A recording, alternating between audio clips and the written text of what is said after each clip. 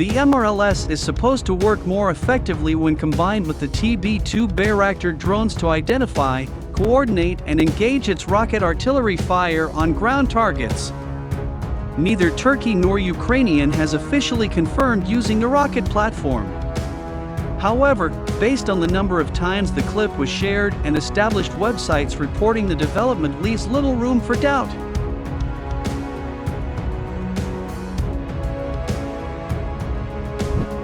Moreover, the delivery of the TRL-G230 to Ukrainian was reported by well-known open-source intelligence, OSINT, arms analysis, and tracking portal Oryx on November 21st. The short 8-second clip could therefore be the first video of the actual combat use of the newly developed Turkish defense Major Roketsan.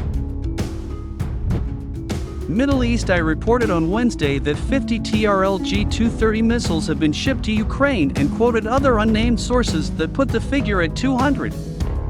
Interestingly, the rocket pod is mounted on a truck chassis combat made by KAMAZ, the leading Russian heavy vehicle manufacturer.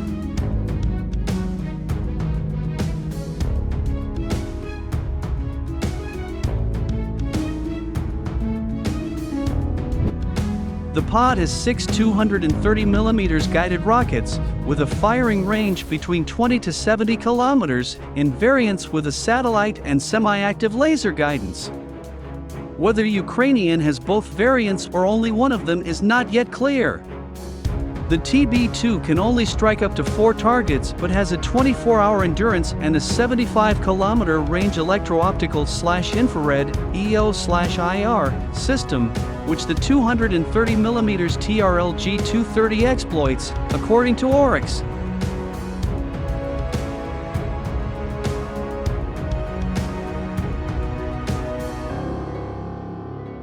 Footage released by the Azerbaijani military last year revealed that Baku had used TRL-G230s in the 2020 conflict in Nagorno-Karabakh, which also saw the TB2's rise to fame.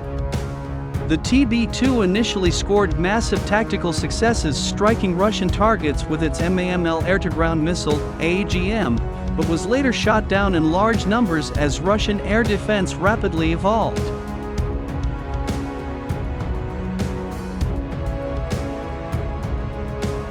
This had split AFU junior officers, soldiers, and the senior general staff, as the latter wanted to continue their use despite their increasing vulnerability to advanced Russian electronic warfare (EW) and surface-to-air missiles (SAM). The TB2 reportedly transitioned to long-range intelligence surveillance reconnaissance (ISR) and EW missions.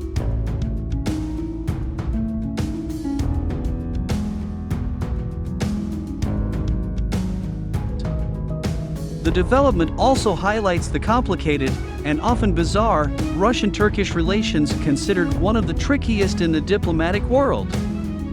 While thick in terms of commercial, civil nuclear cooperation and pragmatic coordination of their positions on critical issues, it is marked by undercurrents of Turkish strategic competition where Ankara simultaneously acts directly against Russian interests.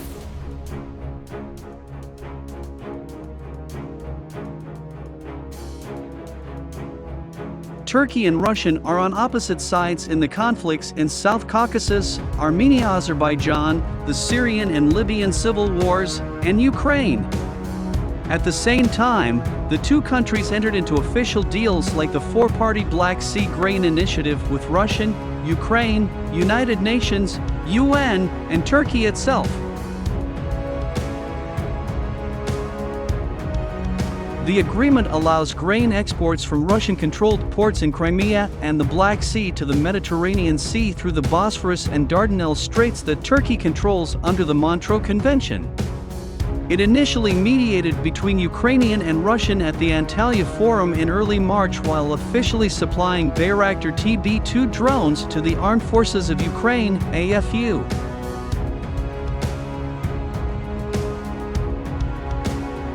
It has a deconfliction mechanism with Russia and Iran in Syria under the Astana process. Turkey has allegedly supported extremist groups like the Hayat Tahrir al-Shams, HTS, and elements of the Islamic State, IS or Daesh, that oppose the Bashar al-Assad regime, backed by Iran and Russia.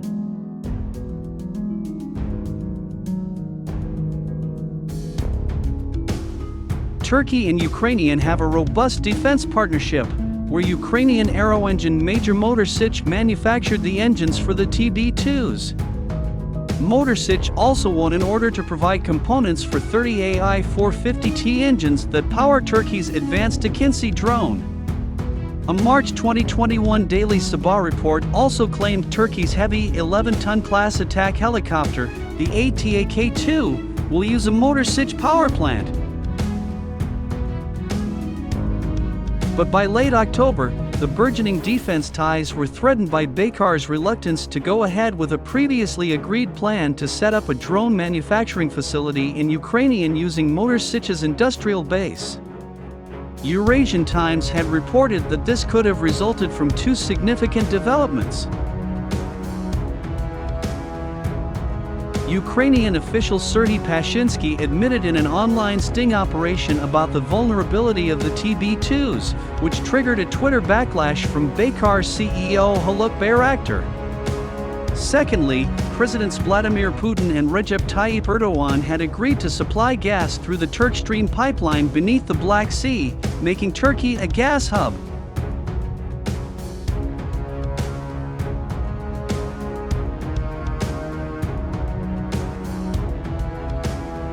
Baykar's chief technology officer, CTO, Selçuk Bayraktar, is Erdogan's son-in-law, which, along with the gas proposal, is concluded to have played a role in putting the brakes on Baykar's Ukrainian drone factory plans. This is not the first time Russia has used its eco-political leverage on Turkey, whenever it went against its interests in Syria and Libya or wielded how the US often courts Ankara against Moscow.